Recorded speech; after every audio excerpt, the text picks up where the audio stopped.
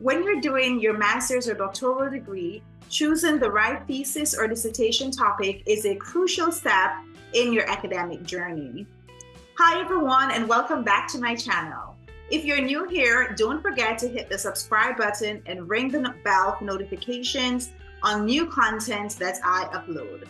Let's jump right into the 5 detailed steps to help you make the best decision when choosing a dissertation or thesis topic. So the first step is for you to identify your interests and passions and any experiences that you have that are related to your major. And of course, your major is your program of study.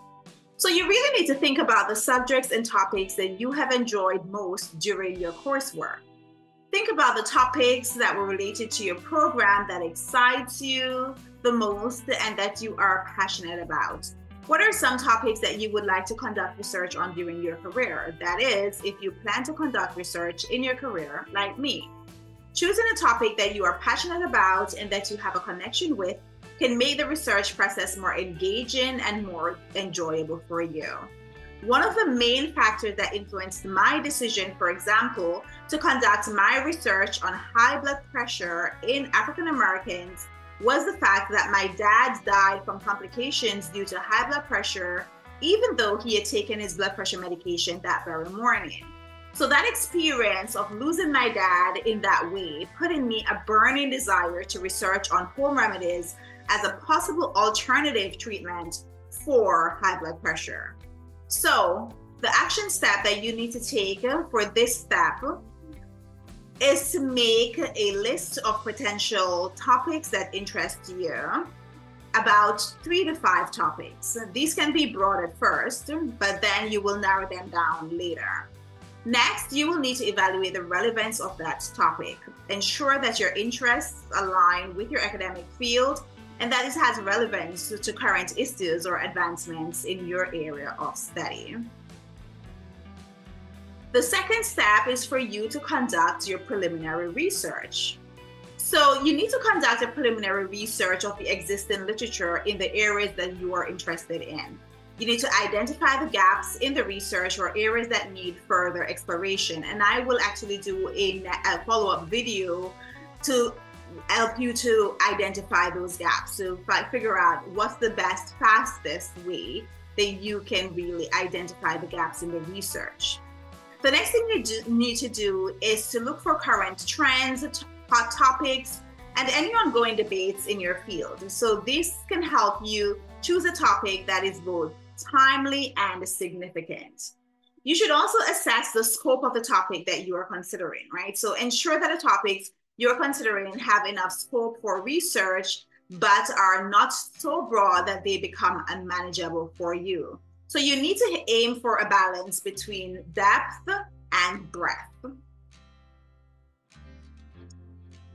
Okay, so the third step in the process of choosing the right dissertation or thesis topic for your research is to consider the practical aspects and feasibility of the topics that you are considering. So you need to consider the availability of resources such as data, research materials, and any access to necessary facilities or equipment that you will need to conduct your research. Ensure that you have or can acquire the resources that you will need to conduct your research. You should also consider the time frame you have for completing your dissertation or thesis study. So choose a topic that is realistic and manageable within this time frame. You should also consider the availability of potential supervisors and their expertise. So choose a topic that aligns with the expertise of available faculty who can guide and support you. So when you are conducting your thesis or your dissertation study, in the United States, most universities require that you select 3 committee members, at least 3. Some require 4, but most require just 3 committee members. So one committee member will be your committee chair. This is the person who you will meet with most often. And then you'll have 2 other members who you will meet with a few times as well. But really it's when you're in the crucial stages of your thesis or dissertation process. But for your committee chair, you need to select someone who has some sort of expertise in the topics that you are considering to conduct your research on. So this person may have conducted a research study on this topic themselves in the past. They may teach a course on a topic or something that is similar to your topic, but they should have some sort of expertise, some sort of familiarity with the topics that you are considering. So you get to choose who you want on your committee. So make sure that you choose your committee chair, especially all committee members, but especially your committee chair. Make sure you choose that person well. Okay, so step number 4 in the process is for you to evaluate the originality of the topics you are considering and to determine how each one will contribute to your field.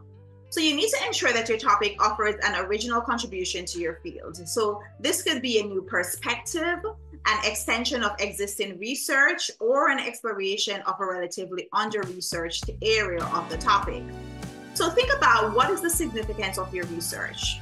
You need to assess the potential impact of that research.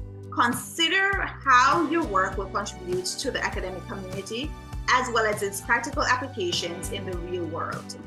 You will also need to evaluate any ethical issues that are related to your topic. So ensure that your research will adhere to ethical guidelines and that you will be able to get the necessary approvals if required. So one thing I want to point out here is that you also need to consider, thinking about ethical guidelines and getting any necessary approvals, you need to think about your topic in ways of who your study participants will be. So there are certain groups of people who it will be challenging in some regard for you to get the approval to conduct your research study on those individuals. So some such individuals are people who are in prison, children, so anyone under the age of 18 years old, as well as which you would need parental approval for, by the way, for you to use them in your research as study subjects. And then also people who are disabled.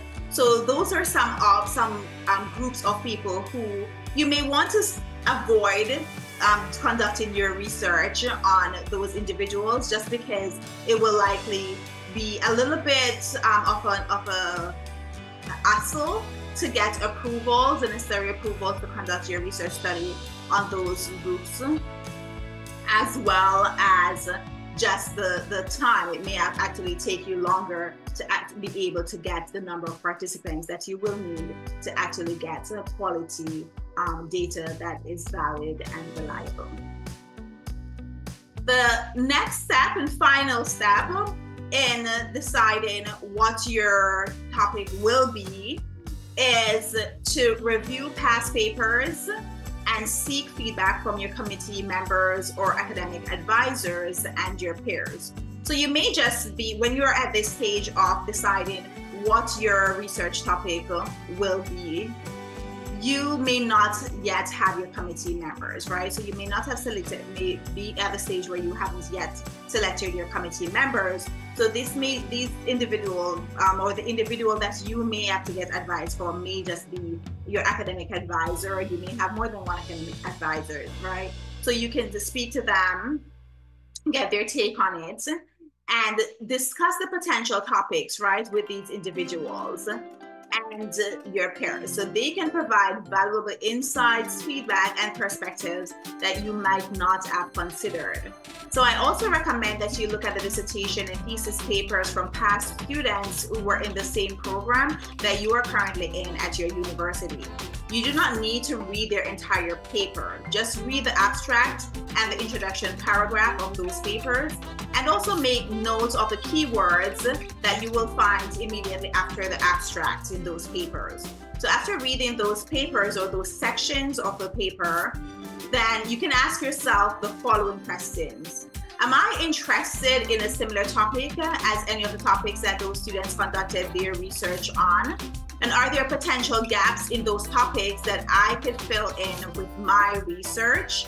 So ask yourself those questions and see how those past papers may be able to actually influence what your topic will be. So at this point, you really need to narrow down your choices, right? So based on the feedback and your own evaluation, narrow down your list to another 3 to 5 viable options. So weigh the pros and cons of each option. But at this point, you do need to make your decision. Choose a topic that best aligns with your interests. It should be a topic that is feasible for you to conduct your research on, and it should also be a topic that is original and significant, and that will add valuable data to the body of research that already exists on the broader topic. You should ensure that the topic is niched down and specific, so it should not be too broad or too general. You should ensure that you are genuinely excited and motivated by the topic that you select, because this excitement will sustain you throughout the research process.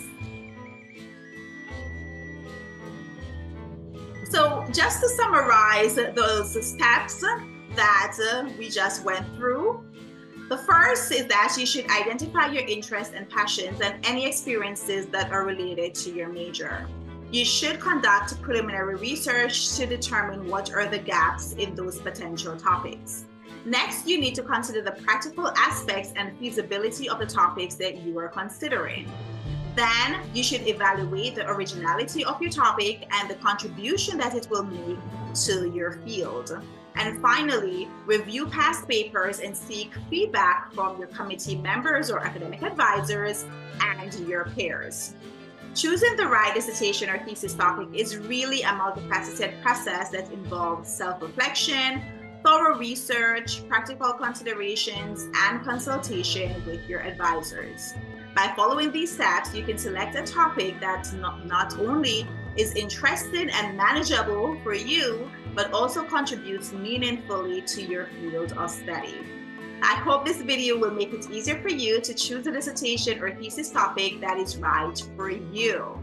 If you want a detailed breakdown of the mistakes that many students make when they are writing their dissertation or thesis papers, then click on this next video on your screen.